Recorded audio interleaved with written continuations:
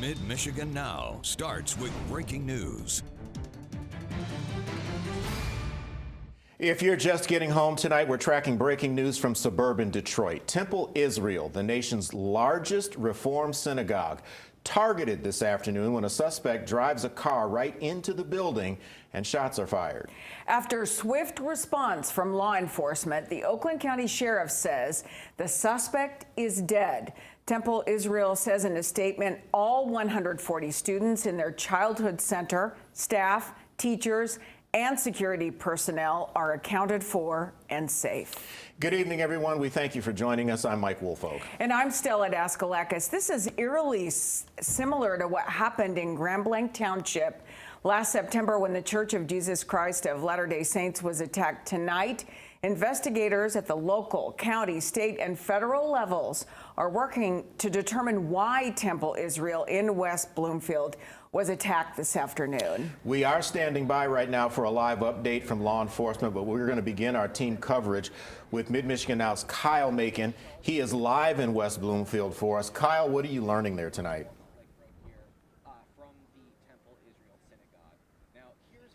Mike, Stella, I'm right across the street from Temple Israel, and you can actually see there is dozens of law enforcement agencies still on scene. Now, like you guys mentioned, officers from every level responded to the scene within minutes of the first call. Now, police tell us without the heroic deeds of a few security officers inside, this could have been much worse.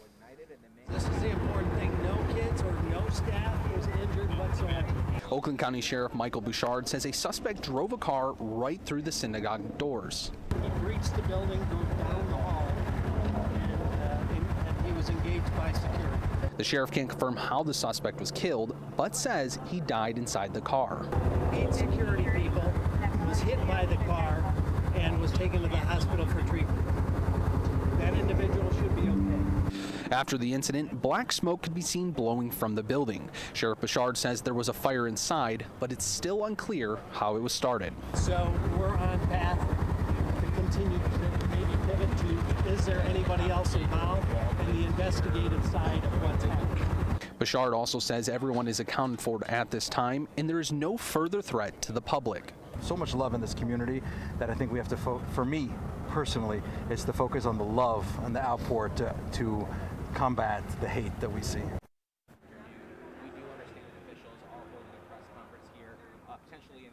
Now back here live. Now, pretty much what we're kind of hearing is that there has been that this is actually a very large congregation of people, and it can be very active at any point of the day. Now, the best news we received so far is that there's been no serious injuries reported other than that security guard. Now, we did hear word from Henry Ford Health telling us that West Bloomfield and their Novi hospitals are treating 8 first responders after this incident, but they wouldn't tell us why. Now, moving forward, Sheriff Bouchard says that the FBI will be handling this investigation moving forward. Now, live in West Bloomfield, Kyle Macon, Mid-Michigan Now. Kyle, thank you for that update. Governor Gretchen Whitmer issued a statement saying her office is working with Michigan State Police to get more information. She hopes everyone is safe and adds Michigan's Jewish community should be able to live and practice their faith in peace. Anti-Semitism and violence have no place in Michigan. President Donald Trump spoke about the incident during a Women's History Month event at the White House, calling it a terrible thing. I want to send our love to the Michigan Jewish community and all of the people in Detroit area following the attack on the Jewish synagogue early today, and I've been briefed, fully briefed, and it's a terrible thing, but it goes on. We're going to be right down to the bottom of it. It's absolutely incredible that things like this happen.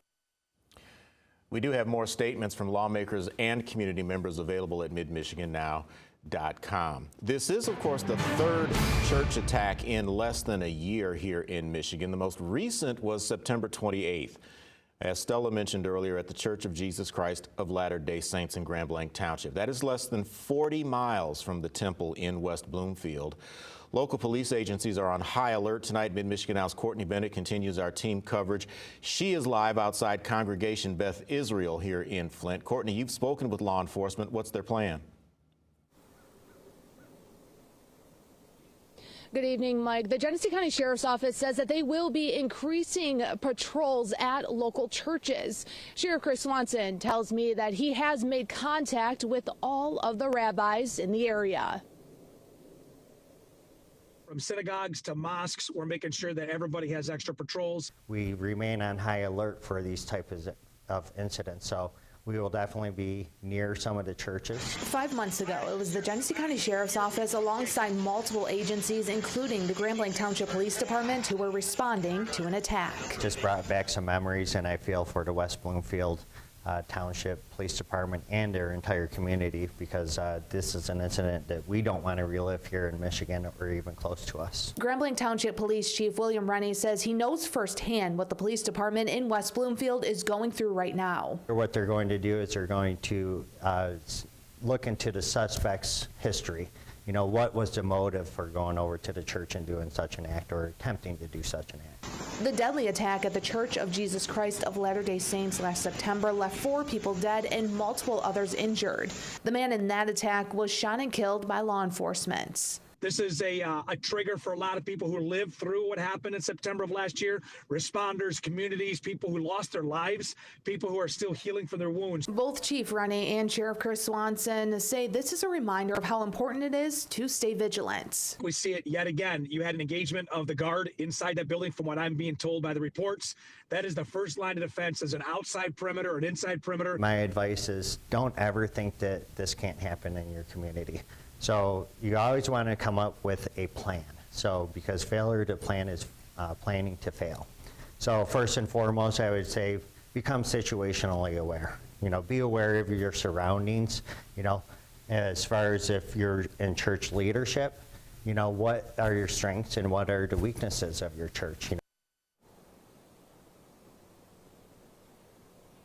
Back out here live, both the Grambling Township Police Department as well as the Sheriff's Office, they offer trainings to churches who want to learn more about how they can be responsive in these types of situations. Now, both Chief Rennie and Sheriff Chris Swanson, they tell me that they want people to know that they should feel safe when they go to church. For now, reporting live in Flint, Courtney Bennett, Mid-Michigan Now. All right, Courtney, thank you for the live report there. Remember, you can stay connected to Mid-Michigan Now by scanning this QR code. The link will allow you to download our apps and sign up for various newsletters. And, of course, you can follow us on any social media platform.